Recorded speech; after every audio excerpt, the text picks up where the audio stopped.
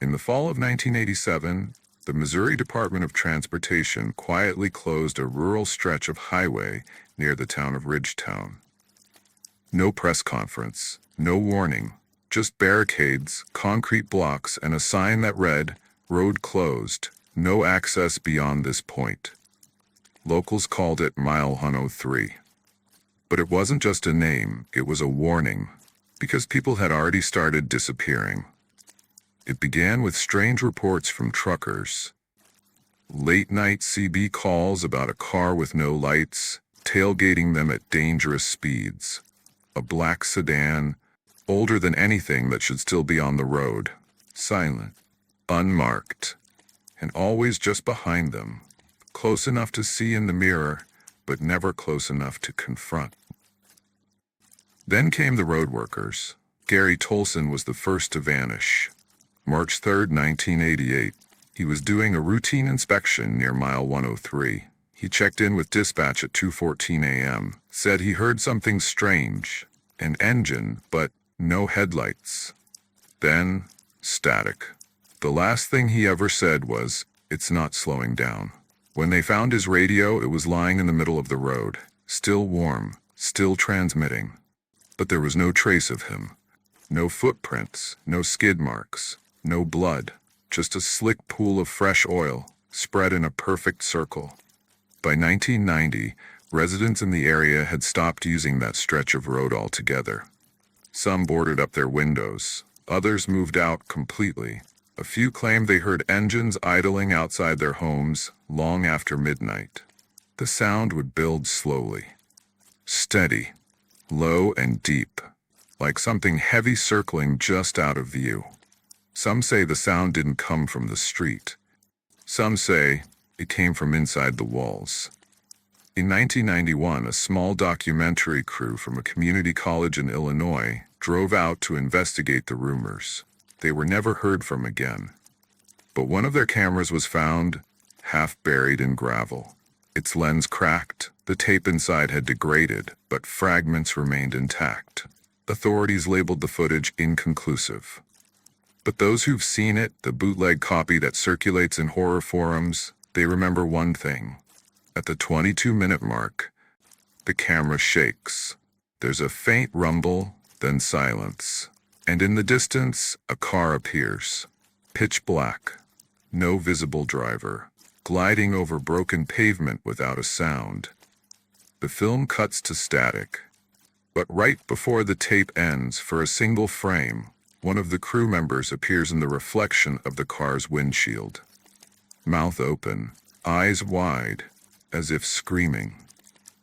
In 2002, a retired highway patrol officer named Dennis Grieg came forward with a handwritten letter. He said he was part of the original investigation into Mile 103, and that everything the public had been told was a lie. He described internal memos from the Department of Transportation referencing anomalous vehicular phenomena, terms like self-directed mechanical pursuit, persistent targeting behavior, untraceable serial production. He said the car didn't just appear, it waited, it followed, and when it chose someone, it didn't stop until they were gone. Grieg ended the letter with a warning. It's not tied to one road. It's tied to memory, to recognition. If you've seen it, if you've heard about it, then it knows you, and it starts looking. He was found dead in his garage 2 days later. The cause of death was listed as carbon monoxide poisoning, but there was no car in the garage, no gas can, and no key in the ignition. Only a cassette tape sitting in his front seat. Labeled, in black marker, Engine Idle 416, and it plays exactly that, 4 minutes and 16 seconds, of a low, rumbling engine. No speech, no music, just the sound of something waiting. By 2010, sightings began to spread. Utah, Arizona, Montana, places with no known connection to Mile 103. People waking up to find a black car parked outside their homes, with tire marks that led nowhere. And a smell in the air, a sharp metallic tang, like burning oil and ozone. Some claimed they'd see it in traffic. sitting at stoplights, never turning, never moving. But when they blinked, it was gone. Others said it didn't follow the laws of time, that it showed up in old family photos or on security cameras from days they hadn't lived through yet.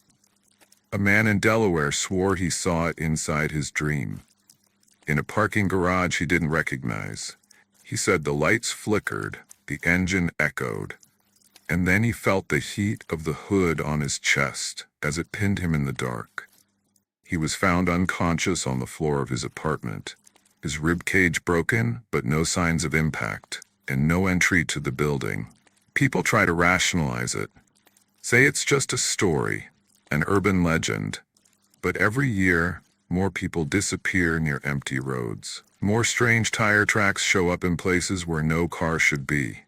More dash cams record headlights that never pass, and the same phrase keeps coming up, over and over again. It never stops.